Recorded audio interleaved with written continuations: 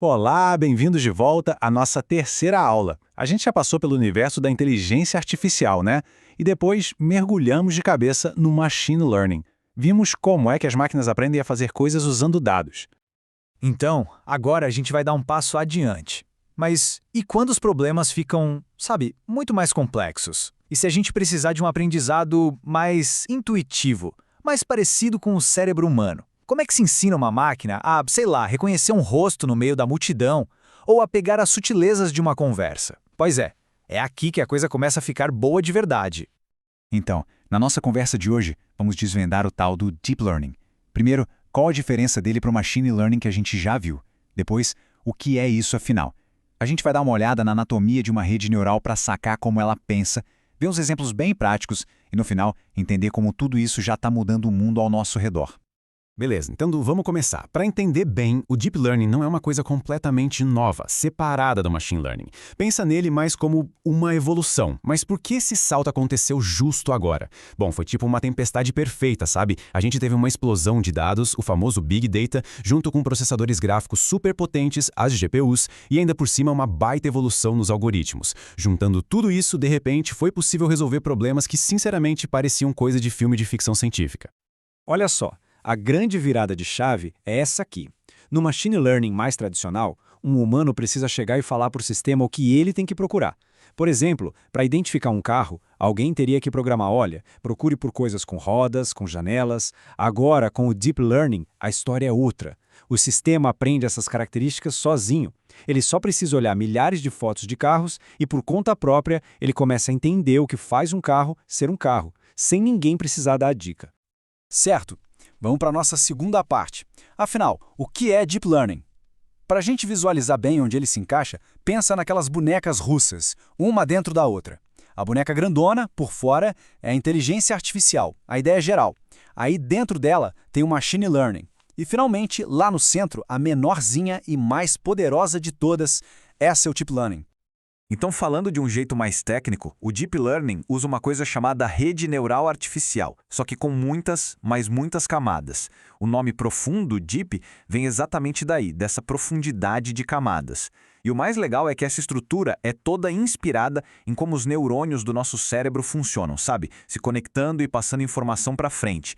É isso que permite que a máquina aprenda padrões super complexos, super sutis, que seriam quase impossíveis de programar manualmente. Ok, legal. Mas como é que isso funciona na prática? Tipo, como uma máquina pensa de verdade usando uma rede neural? Para entender isso, vamos pegar um exemplo que é um clássico, que basicamente ajudou a definir a IA moderna. Ensinar um computador a saber o que é um gato. Olha só como a mágica acontece. Primeiro, a imagem do gato entra na rede, basicamente como um monte de pixels na camada de entrada. Aí a coisa começa a ficar interessante nas camadas ocultas. A primeira camada só enxerga coisas básicas, tipo linhas, cores, texturas. E conforme a informação avança, as camadas seguintes vão juntando esses pedacinhos. Ah, essa linha curva com essa textura parece uma orelha. Esses traços finos são um bigode. Até que, lá no final, a camada de saída pega todas essas conclusões, junta tudo e crava. É um gato. E é exatamente aqui que está o poder da tal profundidade. Se tivesse só umas poucas camadas, a rede talvez só conseguisse ver formas geométricas básicas. Mas com dezenas e centenas de camadas, ela cria uma verdadeira hierarquia de conhecimento. Ela aprende não só o que é um gato, mas a diferenciar raças, a reconhecer o mesmo gato de vários ângulos diferentes, ou até mesmo a identificar um gato que está meio escondido atrás de um sofá. É outro nível de inteligência. Certo, vamos sair um pouco da teoria e ir para o mundo real. Porque, a teoria é fascinante, mas é o que o Deep Learning faz na prática que está literalmente mudando o jogo para todo mundo. E uma das áreas mais impressionantes, sem dúvida, é a da criatividade. Hoje, a gente tem modelos de Deep Learning que conseguem pegar uma simples frase, um texto tipo um navio antigo navegando numa baía sob a luz da lua e transformar isso numa imagem super detalhada. E não para por aí, o mesmo vale para a música. Eles conseguem compor melodias inteiras a partir de um simples comando de texto. É surreal. Mas isso vai muito além da arte. O Deep Learning é o cérebro por trás daquela assistente de voz que a gente usa todo dia no celular. É ele que faz a mágica da tradução automática funcionar em tempo real. É a visão computacional dele que permite que os carros autônomos, enxerguem a estrada. Ele também está na medicina, ajudando a encontrar doenças em exames, e está por trás de todo o sistema de recomendação, que sugere o próximo filme, a próxima música ou aquele produto que a gente nem sabia que precisava. Então, quando a gente junta todas essas aplicações, fica claro que o impacto do Deep Learning não é só tecnológico, é muito maior. Ele é social, é cultural. A gente está falando de uma ferramenta que está, de fato, reescrevendo as regras do que é possível em praticamente todas as áreas da nossa vida. Pensa só, na saúde, ele está acelerando a descoberta de remédios e dando diagnósticos muito mais precisos.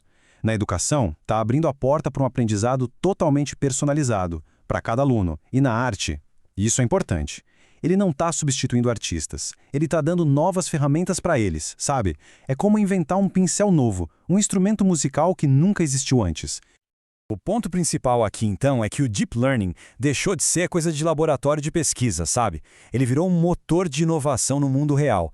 Ele está capacitando as pessoas a serem mais criativas e a resolverem alguns dos problemas mais cabeludos da humanidade, desde encontrar a cura para doenças até levar conhecimento para todo mundo. E tudo isso nos deixa com uma última provocação para pensar. Uma pergunta que está bem no centro do debate sobre o nosso futuro.